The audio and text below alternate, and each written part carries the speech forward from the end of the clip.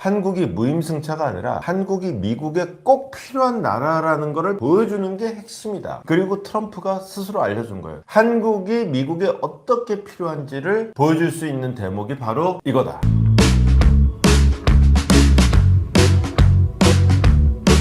트럼프가 이제 윤석열 대통령한테 전화를 했습니다. 일본보다 먼저 했어요. 어제 이제 그 댓글에서도 읽어드렸지만은 아소다로는 진작에 4월달에 일찌감치 대통령 만나갖고 일본은 그렇게 공들이는데 우리는 그렇게 공들인 사람도 없었고 했는데 그래도 트럼프가 일본보다도 한국에 먼저 전화를 했다는 의미가 있죠. 그리고 내용을 봐도 그 어느 나라든지 그 통하잖아요. 그냥 기본적으로 이제 상견례고 그냥 그 나라 그 사람을 만나면 의례껏 하는 얘기들이 있죠. 한국을 얘기하면은 뭐 당연히 뭐 북한 어떠냐, 김정은 어떠냐 뭐 요 정도 얘기할 줄 알았는데 트럼프가 확실히 일반인보다 관심도가 본인이 꽂혀 있는 쪽에 확실히 꽂혀 있어. 뭐 한국이 방위비 분담금 한 푼도 안 낸다 그러고 쟤는 너무 몰라 뭐 이런 식의 모르는 거 아닙니다. 알면서도 그렇게 얘기하는 그게 트럼프식 협상의 기술이에요. 트럼프 다 알아요. 그리고 지금 문제의 핵심 제가 어제 말씀드렸죠. 방위비 분담금을 더 내고 말고의 문제가 아니다. 정말로 한국이 무임승차가 아니라 한국이 미국에 꼭 필요한 나라라는 것을 보여주는 게 핵심이다. 그리고 트럼프가 스스로 알려준 거예요. 한국이 미국에 어떻게 필요한지를 보여줄 수 있는 대목이 바로 이거다. 무슨 말이냐면 이 기사를 보고 많은 신문들이 제가 이걸 신문 이름을 얘기를 하면은 이 신문을 마치 비하하는 것처럼 보일까봐 이런 측면이 없는 것도 아니에요. 근데 이제 제가 보이는 포인트는 이거는 포인트가 아니라고 생각하는 건데 조선업이라는 게 기본적으로 좀 고용 창출이 많이 되고 그렇게 하니까 미국에다가 조선소 좀 짓고 이렇게 좀 해라. 그래서 미국 조선 산업을 살려라 라는 취지로 이해하는 목소리가 많은 반면 저는 이제 이쪽 관점에 방점을 찍는 거죠. MRO라는 단어 일반적인 대한민국 국민 중에 MRO라는 단어를 땄고 이게 무슨 말인지 아는 사람은 별로 없겠지만은 강스라이팅을 시청하는 여러분들 중에서는 MRO라는 단어를 딱 들으면 오 드디어 왔어. 이게 이제 드디어 MRO의 시대가 왔구나 라고 느끼실. 그리고 간간히 강스라이팅을 시청하시는 분들한테는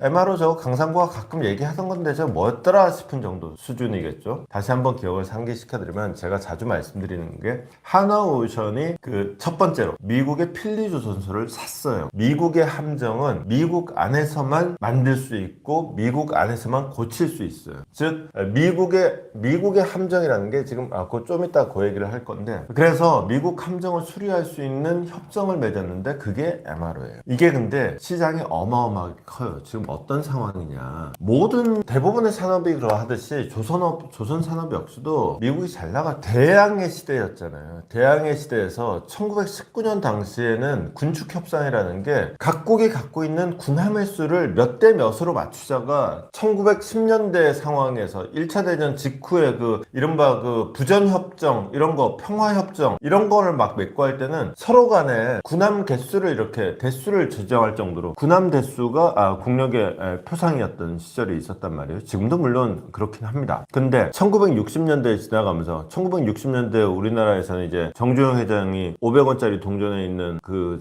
거북선을 들이밀면서 우리는 500년 전부터 철갑선을 만들었는데 지금 우리가 배를 못 만들 게 뭐 있냐 그러면서 모래벌판 사진 보여주고 지금 조선을 수주했다는 거 아니겠어요? 어쨌거나 우리가 그러던 때 미국은 뭘 했냐 조선 산업을 보호하기 위해서 미국 안에서의 항구 이동은 미국 배로만 한다라는 법을 만들어. 근데 이게 당장은 땅 짓고 헤엄치기 완전히 논하는 장사인데 논하는 장사를 하다 보니까 경쟁력이 약화된 거예요. 그래서 미국 조선 산업이 작살이 납니다. 그래서 벌어진 일이 뭐냐 미국 군함이 전 세계를 막 떠돌아다니잖아요.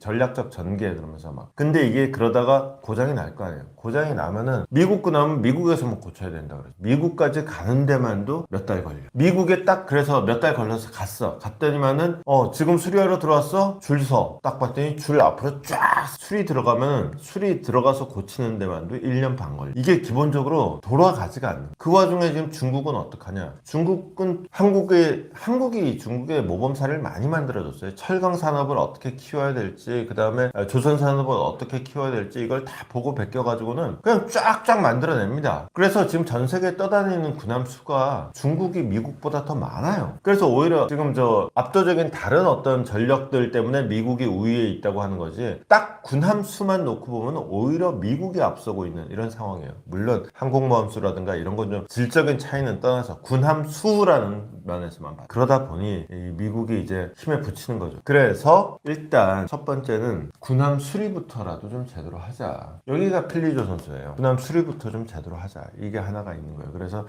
한화오션이 먼저 있고, 그 다음에 현대도 마찬가지예요. 현대도 이 사업에 같이 뛰어들고 있는 상황입니다. 이렇게 하면 무슨 효과가 있느냐. 일단 미국으로서는 전체 해군력으로 봤을 때 해군력에서 중국의 패권을 내줄 염려가 있는데, 그 미국 자체의 전력을 강화하는 효과가 있대요. 그게 첫 번째. 그리고 우리로서는 그 전력 강화에 동참함으로 인해서 동맹으로서의 어떤 우위를 다지는 것도 있지만은, 플러스 공짜로 하는 거 아니에요. 돈 받고 하는 거예요. 산업으로서의 어떤 새로운 장을 여는 효과도 있어요. 다만 이게 안보 영역으로 가면은 이 부분을 가지고 중앙일보가 이 부분은 기사를 오늘 제일 잘 쓴 기사라고 저는 생각을 하는데, 이게 결국은 제가 하고 싶은 얘기예요. 중국 견제에 들어간다. 미국하고 중국하고 붙는 가장 큰 이유 중에 하나가 이제 남중국해에서 항행의 자유, 통항의 자유, 거기서 결국 붙는 문제인데, 이 미국이 지금 힘이 딸리고 해군력이 딸린다, 한국이 좀 도와달라, 결국은 이 소리로 연결될 수 있다. 다만 이렇게 되면은 첫 번째 좋은 점, 방위비가 문제가 아니에요. 정말로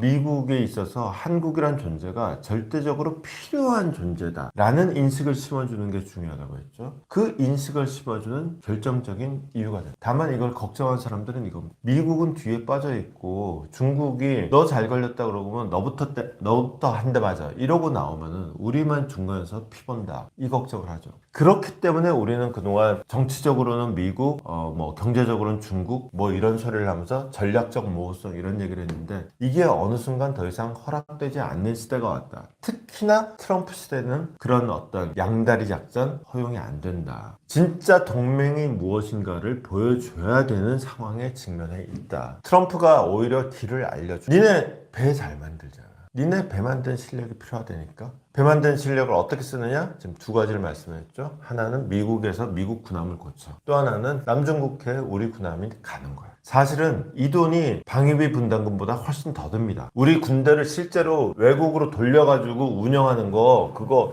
미국이 맨날 하고 있으니까 아무것도 아닌 것 같죠. 정말로 돈 어마무시하게 드는 장사입니다. 이렇게 했을 때 진짜로 실제로 우리 군대가 함께 움직이는, 어디 분쟁 지역에 가가지고 저 위생병 노릇하는 거, 이거는 파병이라고 말할 수 없어요. 진정한 의미의 파병이 아니에요. 진짜로 같이 총을 들고 있어야지. 여기서 메스 들고 있으면 얘기가 안 되는 거예요. 같이 총을 들고 있어야지 파병이지. 이러고 있을 때 진짜 동맹이 되고, 사실 트럼프가 얘기하는 것도 트럼프가 몰라서 방위비 분담금 더 내라는 게 아닐까요? 한국이 방위비 분담금 한 푼도 안 낸다 얘기하니까 트럼프가 뭘 몰라서 그러나 본데, 가서 잘 얘기를 해서 우리가 지금 돈을 이만큼 내고 있다고 이거 알려줘야 된다 이런 얘기하는 거, 그거는 진짜 트럼프를 모르는 말이에요. 트럼프는 다 알아요. 한국이 돈 내는 거 아는데, 한국이 더 할 수 있다는 걸 알고 있고, 한국이 얍삽하게 양다리 걸치고 있는 걸 알고 있는데, 이걸로 목줄을 탁 들어주고는 다른 거를 받아내겠다. 그 다른 게 이 조선을 매개로 한, 결국은 중국 견제에 한국을 동참시키는 것. 그럼 트럼프가 원하는 것이기도 하고, 사실은 결국 우리가 해야 되는 일이기도 하고, 이 지점에서 함께 생각을 해봐야 된다. 이렇게 되면은 늘 말씀드리지만 헛다리 잡고 있다. 이 트럼프와 해리스 싸움에서도 대한민국 언론들은 대부분 헛다리 잡았다. 방위비 분담금 문제에서도 대부분 헛다리 잡고 있는 거예요. 그것이 중요한 것이 아니에요. 트럼프가 모르는 것이 아니에요. 트럼프의 노림수는 정확히 있다. 그리고 그 트럼프의 노림수를 알아야지 우리가 대응할 수 있고, 라는 말씀을 다시 한번 드리는 겁니다. 대중견제 동맹 필요성을 설득할 필요 없어요. 이미 트럼프가 알고 있고, 트럼프가 바라는 게 이거예요. 이걸 알고 우리가 대응을 해줘야 된다. 그러면은 이걸 우리가 설득할 게 아니라, 자, 너 이거 네가 필요한 게 이거지, 우리가 이걸 할게. 대신에 방위비? 너 원래 이거 생각도 없었잖아. 우리가 이거 할 테니까 이건 덮자. 이렇게 돼야죠.